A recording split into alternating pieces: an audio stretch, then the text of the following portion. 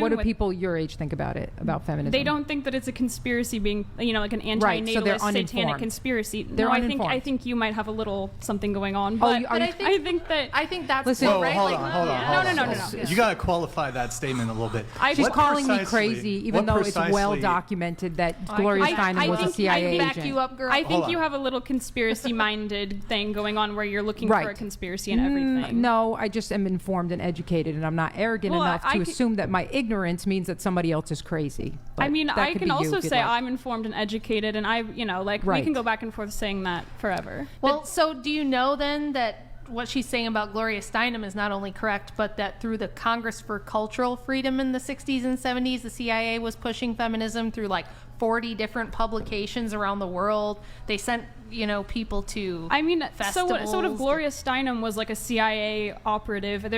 Gloria Steinem's not the only feminist in the world. No, I'm saying it's not just her. I'm saying the Congress for Cultural Freedom, which was a widespread CIA program that went around the world in dozens of countries and had hundreds of magazines, newspaper outlets, all pushing feminism. This was not just like one lady. This was like a broad effort during the Cold War to kind of differentiate Western liberal values from Russia.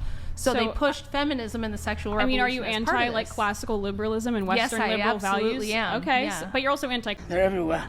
You can't make this up. You're voting for Kamala? Yeah, you are. Okay, cool. What is the main reason you're voting for her? We have the same birthday. No, you wasn't supposed to say that. Oh, yeah, you was not supposed to say that after that one. I am definitely voting after that one. Yeah, you wasn't supposed to say that, cuz. I ain't gonna lie. No. That's not. We're doomed. No. Lord help us. Now tell the truth.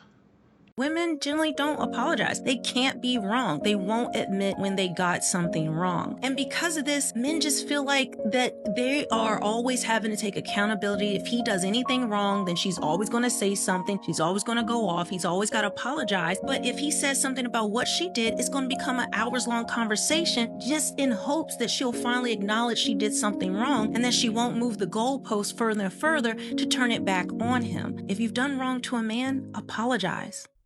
At this moment in time, we're gonna need a lot more than an apology to turn things around. Guys, if the point hasn't been made clear from the feminist policies that are neutering the West, the way these chicks participate in the political process, or how they interact in the average relationship, here it is in a nutshell. Women cannot lead. Modern women will point out that there have been female leaders all throughout history. Catherine the Great, Elizabeth the First or Second, but they always refuse to acknowledge a simple fact. Men are always behind the scenes making sure things run smoothly. Even when they hold the highest positions of power, traditionally, they still were given the homemaker role, just with a different title. Then, all of a sudden, modernity seeped in and these chicks started to believe that they could do it all on their own or without any sort of masculine element. How do you define misogyny? I would say men thinking that they are superior to women. What have I said that would lead you to believe that I'm a misogynist using your definition? Every single argument that you've made on this podcast, specifically the ones about the patriarchy. What was the argument that I made? You whined about how you were subject to the draft for an hour. So because I argued about men being subject to military conscription would be me saying that men are superior to women? Well, I'm sorry if I insulted you. I don't really... The thing is, you're arguing with me and I'm trying to explain myself to you and I don't think that you really care about what I have to say. I think you just want to be right. Well, I'm trying to understand because you lobbied an accusation towards me that I'm a misogynist and it's not clear. I'm asking how. Articulate how. You brought a bunch of women into a room under the guise we were going to talk about dating and then proceeded to bring up every hot political topic you possibly could and then argued against us on our views. And I'm not saying that's innately misogynist. I just think that it was at its least irritating and I'm not going to sit here and try to explain my reality to you over and over again. It's exhausting. Still not clear how that's misogynist. Well, that's fine. You can figure it out yourself then. Maybe you can do some internal thinking. Flawless. Sublime. I'm a young professional single woman. Okay. I've been dating a while now, and I feel as though my intelligence might be off-putting to men because they tend to, in the middle of a conversation or a date, they get intimidated by my challenges. I like to challenge people. I don't have any bad intentions, you know? And they just leave in the middle of a date, they find an excuse, and it's like, bye. I'm wondering, how can I change this situation without compromising who I am as a person? You're saying that that men are intimidated by your intellect? Yeah. You like to challenge them. What do you mean by that? I like to ask questions and dig deeper and see what they really think about things. How does their mind work? Then they get up and walk out. They just don't, yeah. Let's have a conversation. We should. Okay, so I'm on a date with you. Okay. Okay, ask me something. So, how do you feel about the confirmation of Judge Kavanaugh to the Supreme Court?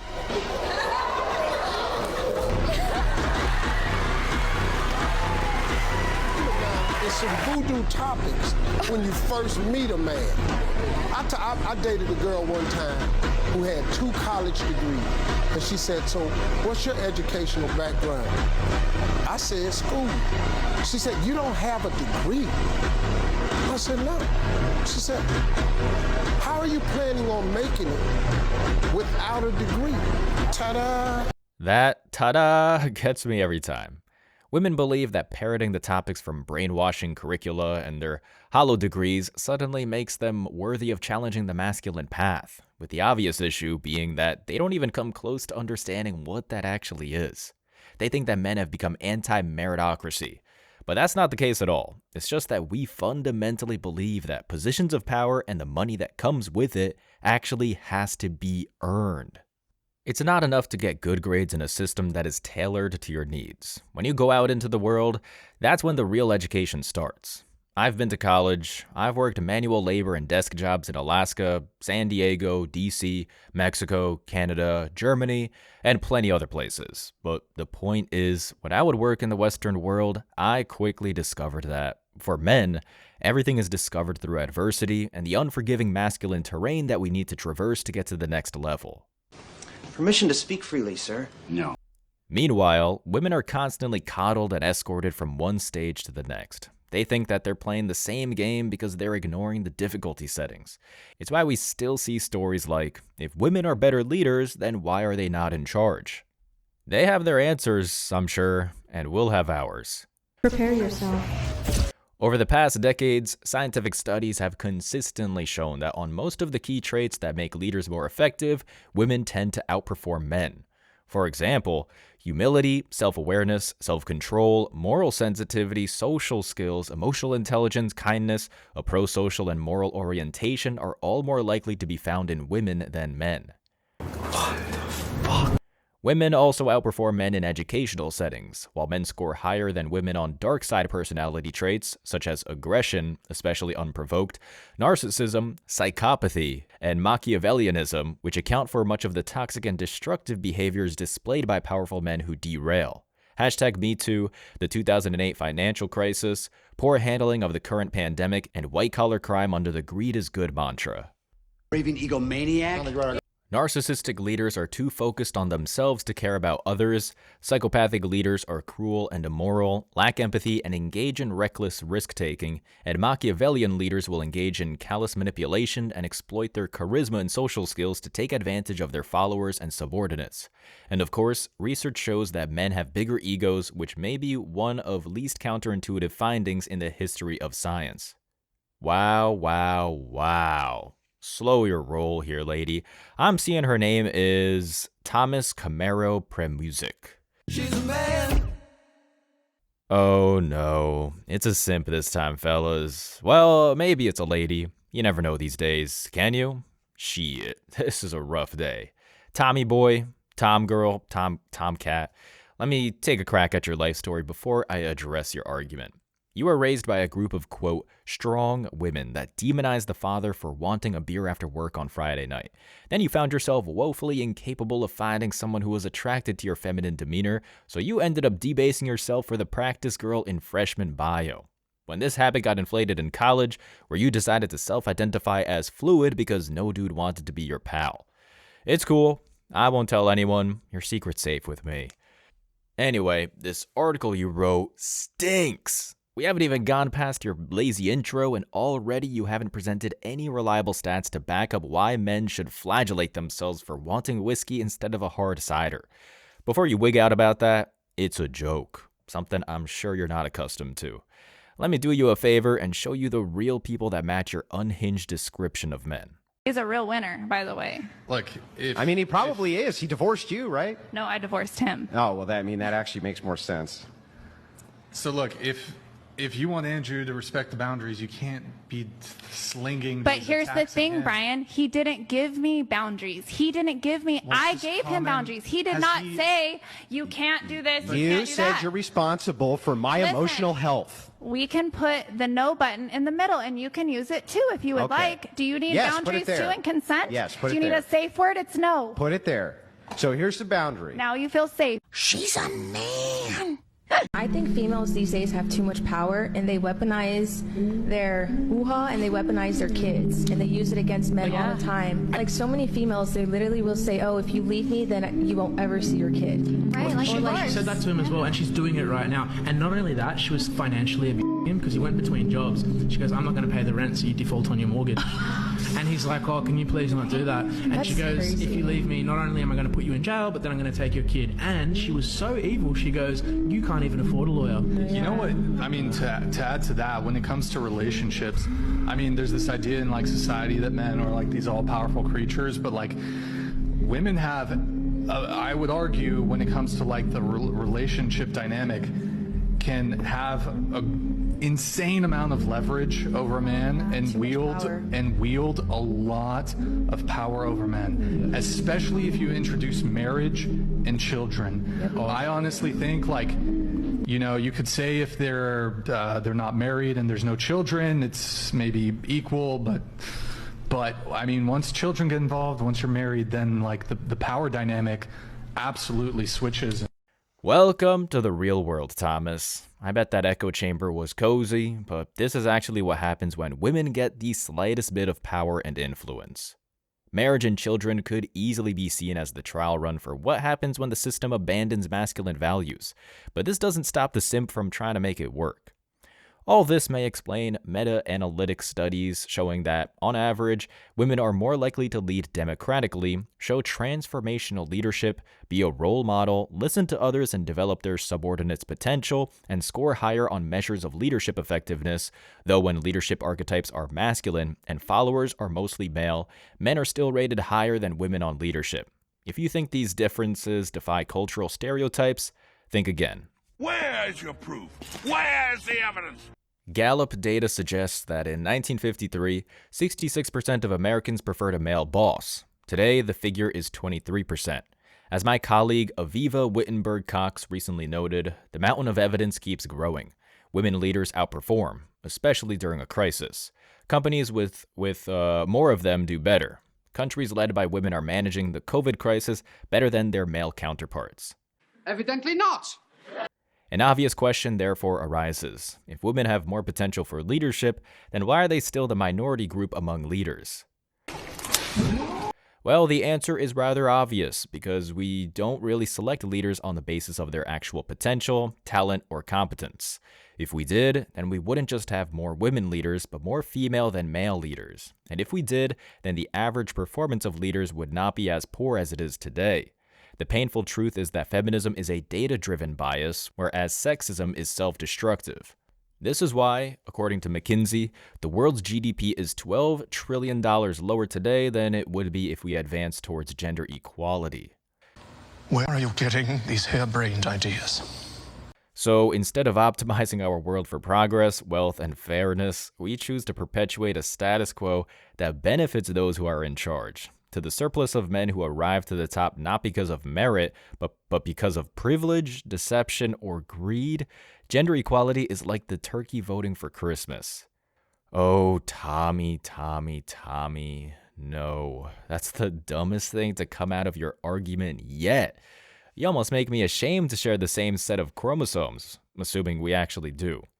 You keep listing these studies, but the best thing you can come up with is a Gallup poll, which, seeing you don't understand, is only as good as the source. Basically, all you did here is go out into the middle of New York and ask women whether they'd rather be with a man or bear. This proves nothing. Also, Tommy boy, girl, whatever you are, look around you and examine the Western state. Most of these places have been completely overrun with mandatory appointments of women who got no idea what they're doing. We've seen what happens when women are given the wheel and the Western citizenry is drowning in debt. You don't seem to understand that even an IV drip of female influence completely derails the train, and I'm not talking about the one involving your mom. Hello. Would you like to have a roll in the hay? I'm talking about the governance and business sense you say would cure the world. Literally every company or government that's tried to endorse your ideas has fumbled the ball.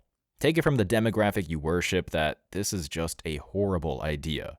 It sucks that we need the boys for some things. Like, I'm all about being independent, not, relying on men for anything. But fire is really important, and the way that they have their camp set up, they have an area to put wood to keep dry. They have all the things they need to cook food. They keep their fire going because it's right by their bed. I mean, they just have a really good system going for them, and we don't. So until we get that system down... They've had their chance, Thomas, and they failed miserably. In fact, they've been trying to make it work for arguably 250 years now, and it's only gotten worse and worse the more women have unrestricted access to masculine inventions. You might think that the survival test is silly, and it is, but it perfectly represents what happens when women are left to their own devices. But according to your foolish arguments, you really don't seem to understand that. Here we go again. We live in a sham meritocracy, where we pretend to pick the best person for each job while simply picking those we prefer. What? And when the jobs pay well, they are still overwhelming male. Our preferences are based on style rather than substance, so we pick individuals for leadership on the basis of their confidence rather than competence, charisma rather than humility, and narcissism rather than integrity. For every Angela Merkel, there are many Silvio Berlusconis, Jair Bolsonaros, and Donald Trumps. Not just in politics, but also in business, the typical leader is not known for their humility or competence, but arrogance and incompetence.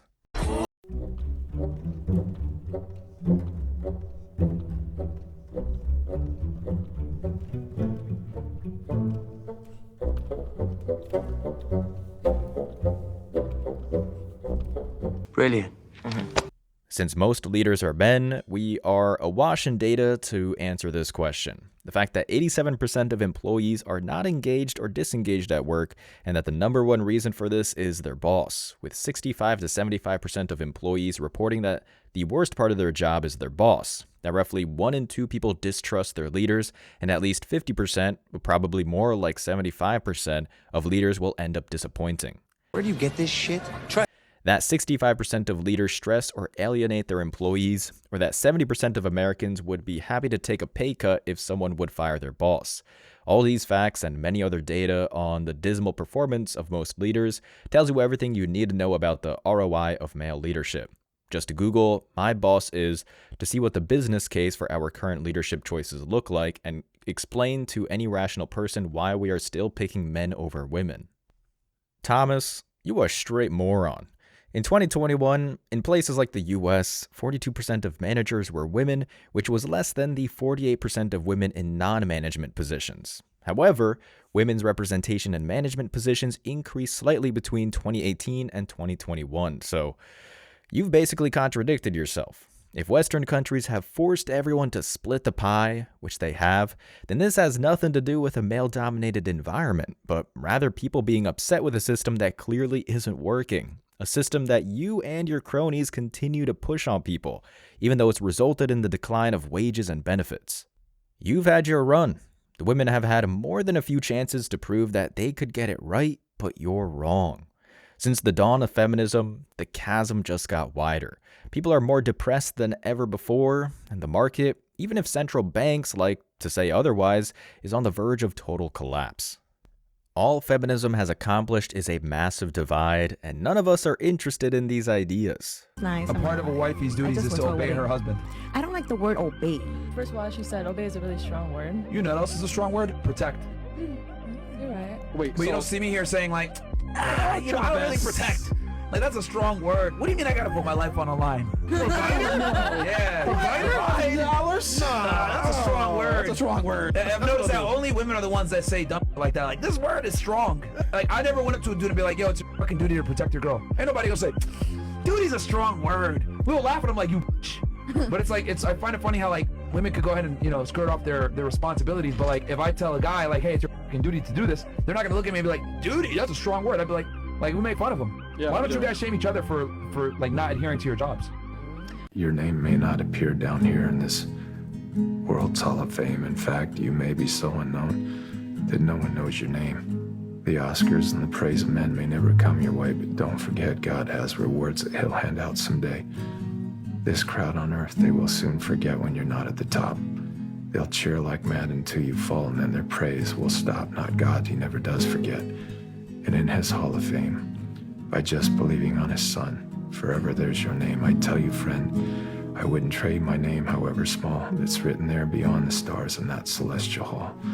For all the famous names on earth with the glory that they share, I'd rather be an unknown here and have my name up there. In other words, Thomas, these rabid feminists fail to see the big picture, and one doesn't even need a religious outlook to realize that. Women have tried hopping on the masculine bike with training wheels, and the fact is they just keep falling over, trying to point the finger at everyone else. That's their legacy. So I think it's safe to say that we'll stick with ours. And if you made it to the end of this video, I want to say I appreciate you. So don't forget to hit that like button, drop a comment to have a chance to win, and hit that subscribe button for daily videos. And if you could take a quick sec to subscribe to the second channel, Man Guide Reacts, link is down below in the description, so we can be sure that our message will keep on reaching the new men out there. I appreciate all the support, y'all.